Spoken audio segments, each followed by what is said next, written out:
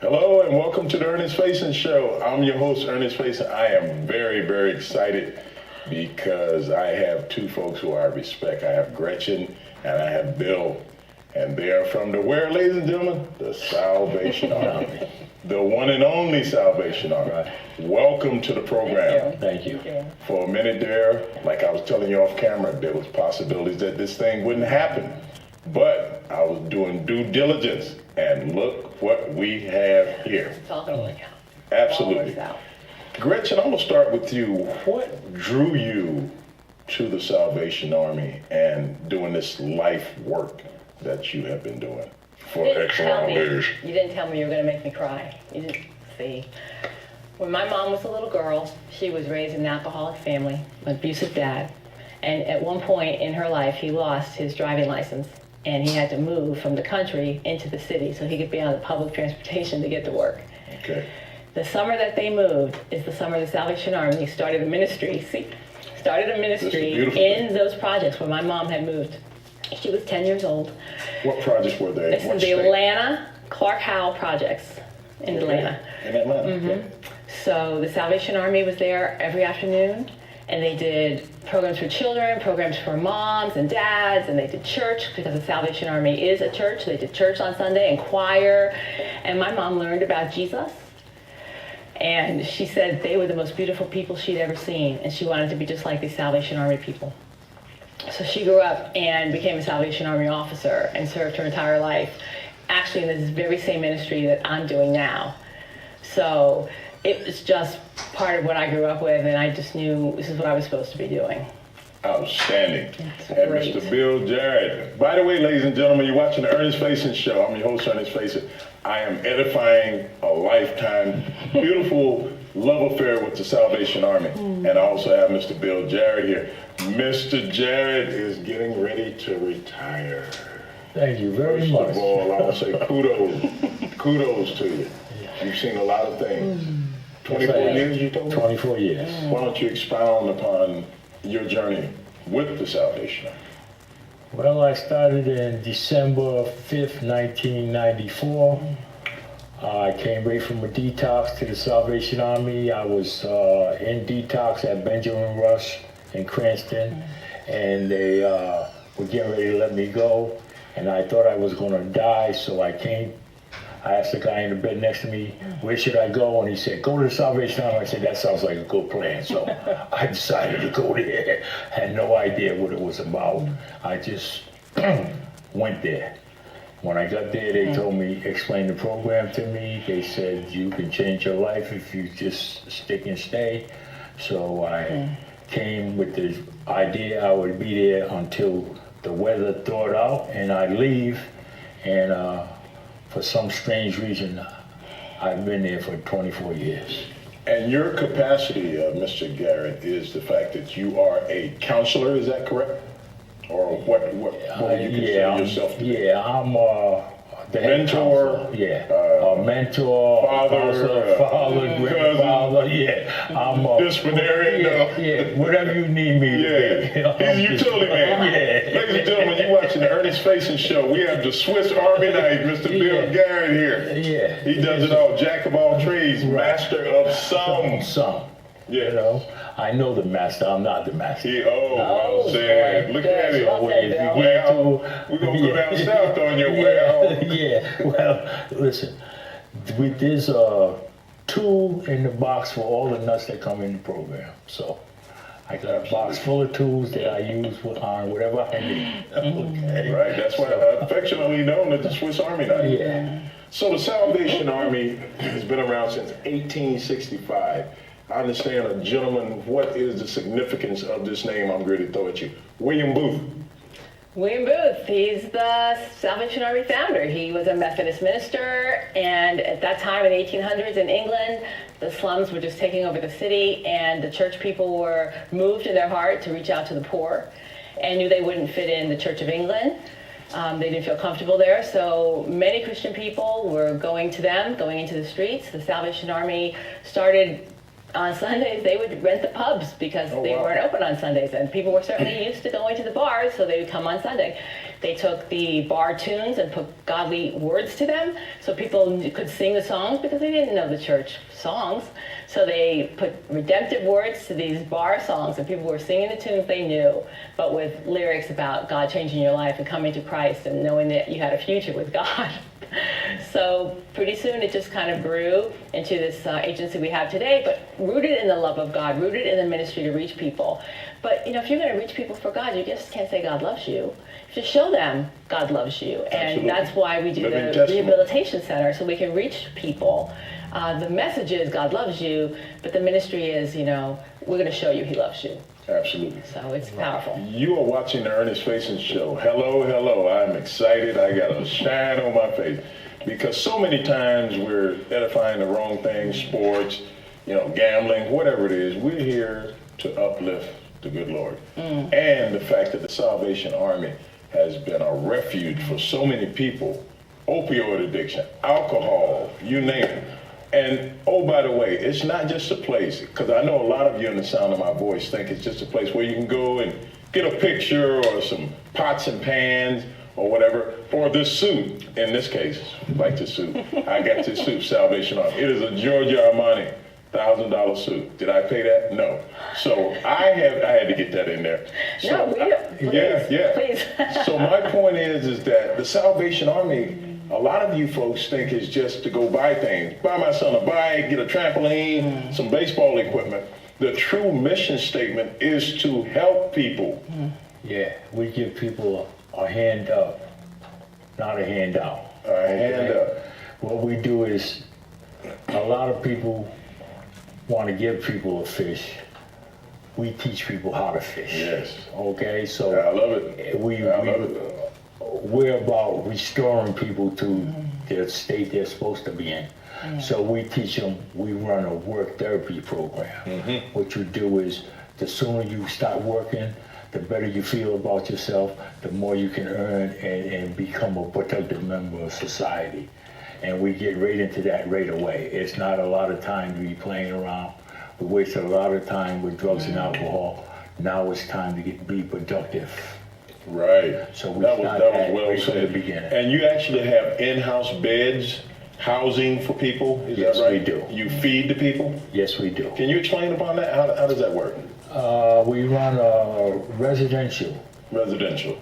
Okay, restoration program. Okay. Because we are a church, okay, so we don't take any funds or 501c3 non-profit. Right, we're a charitable organization, Yeah. and we are a church. So we require that you do certain things, okay?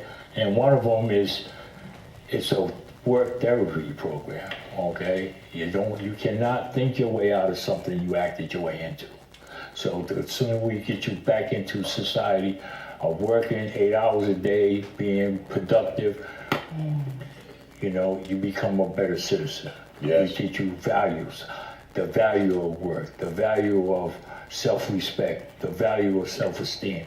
We teach you that you can be more than what you've been. Okay? You can find a purpose that you have in life, what God has for you. And until you do that, right, you'll just be wandering. But once you find out what your purpose is, right, you'll be happy, joyous, and free. It's a beautiful thing. Mr. Jarret is firing all good shots. He's getting ready to retire, so he's going out with a bang for real, letting us know that the Salvation Army has a lot of different prongs to it. Yes, and there are certain criteria that you must follow in order to be in that program. Right. Yeah. Anytime you deal with people in a social environment, okay, in a community living, right, you have to respect each other's. Now, everybody comes from different walks of life, has different problems, but we have a solution for everybody's problem, okay? And it is a church. We do require people to attend services, okay?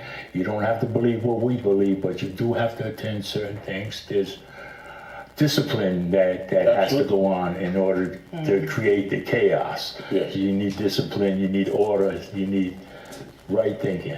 And right that's what everybody's looking for anyway. Yeah. People that come to our program, maybe they're homeless, maybe they're unemployed, maybe they have an addiction, but they're all looking for structure, they're looking for self-respect, they're looking for a meaning purpose for their life. So it all comes together with Okay. with that. Those boundaries, that structure all brings things together. It's a great place to be, actually. That's nice. So as I sit here and look at you, Miss Schuse, and I got the name right, didn't I? You did. Are you Good job. impressed at my enunciation? I wish you didn't. Wish my father would have gotten it. It took him a few years once I got married to get the name right. So you're doing Yeah, great. Gretchen. Yeah, ich spreche Deutsch. I was speaking to Gretchen. I said, I lived over in Germany. I said, do you speak any German? She said, like, no. No, you'll have to help me. We'll have I to work on will. that. So as we move forward, you have this uniform on. There obviously is a hierarchy. How does one become a major or sergeant or colonel in the Salvation Army? Well, the Salvation Army uniform for me is red. It's trimmed in red. So I'm an officer in the Salvation Army. That means I've been through their school and I'm an ordained minister. Okay. So for our church, a minister would be the one to do the sermon and to do the weddings and, lead church, right? Be the pastor. Mm-hmm. But other people in the church may also have a uniform, and theirs will be blue, and they would be members. Because the Salvation Army is a militant, maybe that's not the best way to say it, but it's an aggressive church to reach people.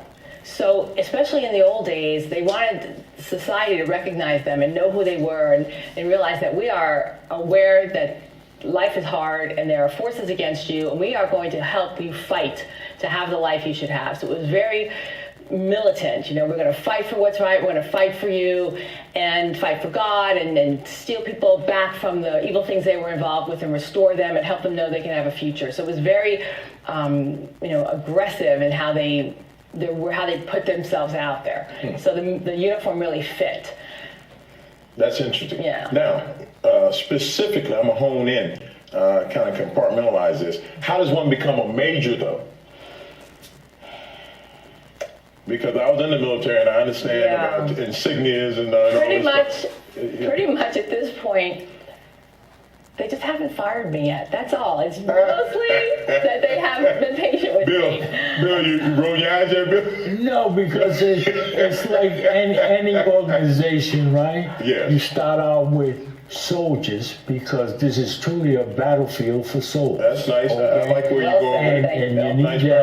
And you need to have something that you can recognize as soldiers so you don't shoot your own. You know what I'm saying? So that's why we have uniforms and we have insignias so people know who we are. And there is a hierarchy. Yeah. And it's the way. Depending on where we are, there were times, I'll go visit someone. Maybe they've left the program. Maybe their mom is sick. We'll go to their home. With the Salvation Army uniform, you can pretty well walk in anywhere. And you have access. You can walk to a hospital and pray with somebody. You can walk into the projects and people receive you because they know what you're there for. So it's really helpful. I like that a lot. Now, you're a major. Are there colonels? Are there generals? I mean, I don't know. How does this work? Right. So I've been in the Salvation Army over 30 years. So it's really the ranks come with time. Over 30 years. After a major. And you're 24 years. Right. Yeah. So after major, the ranks come with positions. So there are colonels, there's one general, there used to be brigadiers, but that's very interesting. And who would be, I want to use the proper terminology, the CEO? Well, God is the CEO. Right. Let me not get it wrong. Let me not twist my words. Yes. Who would be the vessel next in line? A general? I mean, we're an international agency, so we're all over the world, and the general's in London, and there is one. And what is his name? Okay. Now, why did you ask that? I ain't gonna do you like that. I know that the Salvation Army has. He just turned over 1.5 million members, active and counting. Right, worldwide. No, I'm gonna worldwide. I'm gonna get fired. And no, you're not. You're doing a great job. You're doing a great job. I'm blessed to have you here, for real. You got your stuff together. So 33 years, my God. So you don't like what you do you? I love my job. I see you do. It's all over your face. And I think we are where Jesus would be. And when you go to work and this is what Jesus would be doing. These are the people he loves, that he reached out for, that he, gave his life for, to show redemption is possible. That nobody is beyond hope. Everybody has a hope in the future. And it's a powerful place to work. And we see miracles all the time. Right.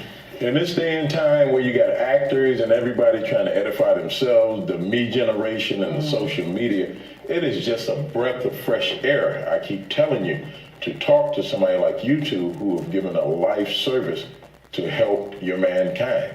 You know? We also see actors who are dying because they're on drugs and they can't find happiness in their life and they're killing themselves. Yeah. Every year we lose people that we love, stars who we just think are fantastic because they're unhappy, they have no goal in their life, they don't know why they're here.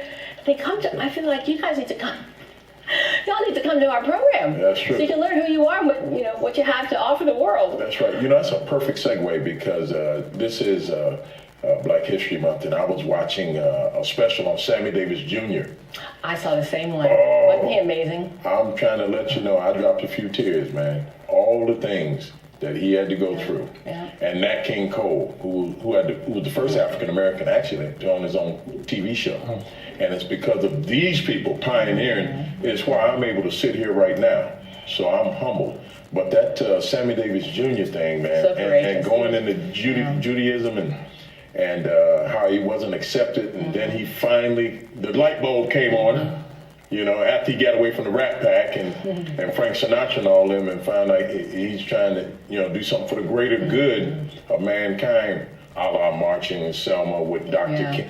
When he met Dr. King, his whole life changed, And as I was telling you, my mentor, Mr. George Lima, had he not made that phone call to Mr. George Castro, because I told you I did this TV stuff about 12 years ago, but had he not made this call, we wouldn't be sitting here now. That's why I know that I'm supposed to be here, and you guys are supposed to be here on this show. No, people's lives are interconnected, and you never know how God's going to use you. You never know down the line how somebody's going to remember something you said. Or I'm humbled. I'm humbled by it because I really wanted you guys to be on here so that they understand that it is not just a place, a la the Salvation Army, just to go buy your kid toys or get a suit or whatever it is. I mean, the mission is to help people. Right. And to, counsel them and to nurture them and to steer them to the greater good of God. Right. And that is huge, And then when I think about other organizations like the Goodwill, the Red Cross, and United Way, I still don't think they're as powerful, not to take anything away from what they're doing. I'm not quite sure their mission statement is as heavy as the one the Salvation Army's mission statement is. Well, we work with those agencies too.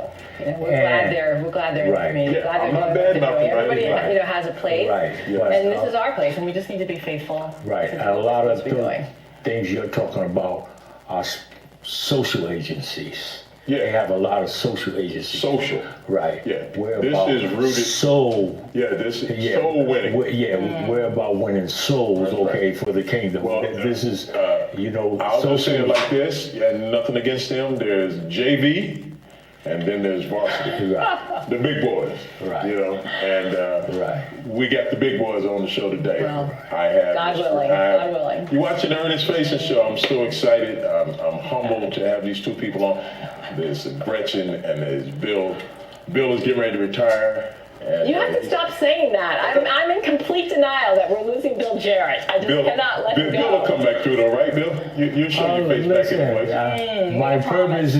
My purpose is to win souls for the kingdom. Okay, so wherever I'm at, I'm gonna be working. We would go to the bus station every Tuesday to talk to people that were waiting on the bus, and we'd hand them information. If you know somebody who needs help, here's our flyer. Do you know anybody who needs help? Here's what we're doing.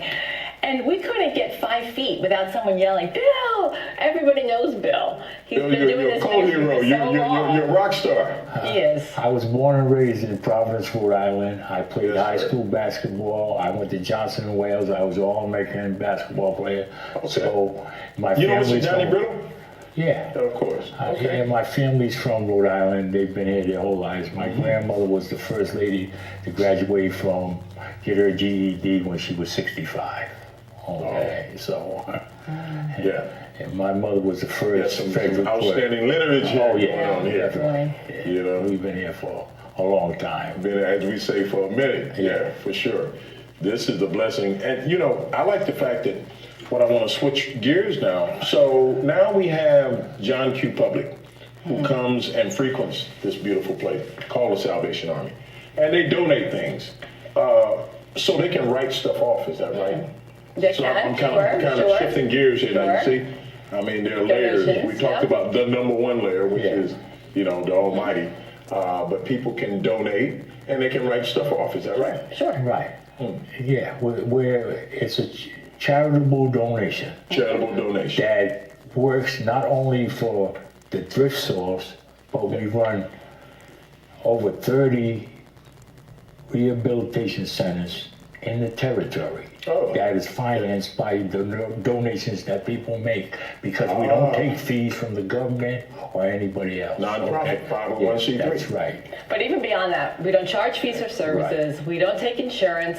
Oh, So the donations that the public gives, this is important. This is very important here. maybe they're doing it because they want a tax credit. Right. But that donation is going to be used to fund this program, so nobody needs income to come here. And they can stay 6 months to a year. They can walk in with the clothes on their back and know they're set. We're going to meet every need thanks to the donations, the generosity of people in Rhode Island Right. that are keeping us going. Like we say in the military, 3 hots and a cot. You know what? In counseling and groups and You get a lot more than yeah. 3 hots in a car. Yeah. Okay. You're gonna hopefully. life skills and Right.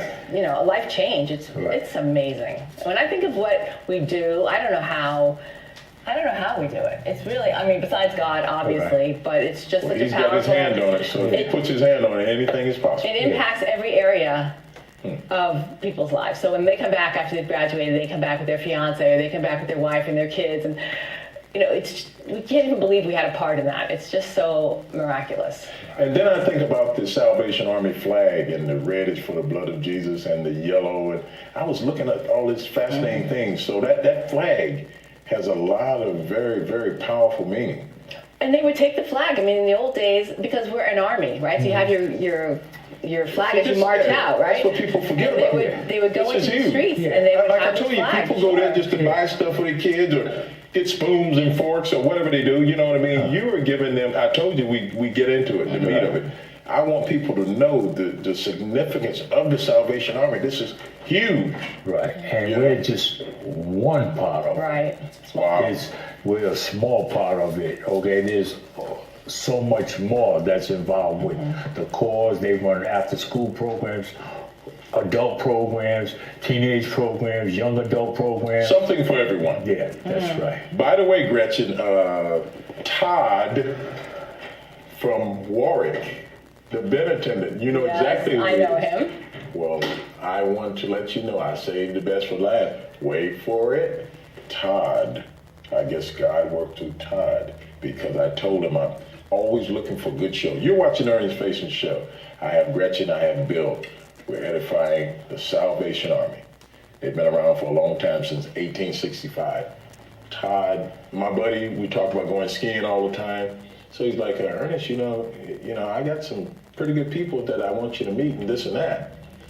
So I wanted to see your face when I told you I know Todd. Okay. And God worked through Todd.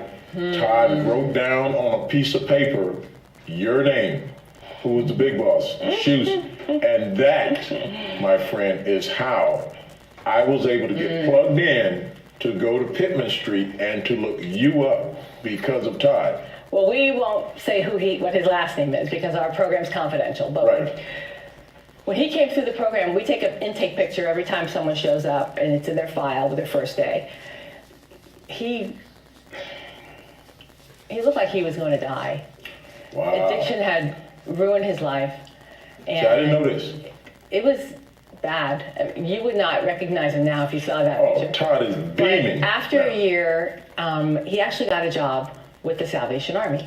And that following Christmas, we had an employee appreciation meal, and you can bring your family. So he brought one of his kids, and they weren't always talking to him. So just to see him walk in with his son was just amazing. And then a couple months later, I was at the mall eating in a restaurant, and I looked over at this rowdy bunch of people, a long table full of people, and he was in the center, and they were all his kids and their spouses, their girlfriend, their boyfriend, just loving his family. It was such a delight to my heart because that's what it's all about. Todd went So to a great. whole different level with me. And because he told me he's from Maine and this and that. And I was trying to really come up with what was the connection to the Salvation Army. And you just gave his testimony. So that is a beautiful very thing. great to be Beautiful, part of something beautiful, like that. beautiful thing. The Salvation Army, ladies and gentlemen, is more than getting pretty clothes or getting bicycles or spoon. It is the mission statement of God to save souls. And we have two spiritual warriors right here, Gretchen and Bill. And my kudos to Bill, because Bill's getting ready to go to the lazy boy and put his feet up, but he will be admiring from afar. And it's been a real, real blessing, you know. We got just a couple more minutes left. Is there anything else that we didn't cover that you feel is very, very necessary that the people under the sound of our voice should know about the Salvation Army? I think they should know that we want to help, that there is help available. Sometimes people don't know where to turn. They're not sure if they can really change.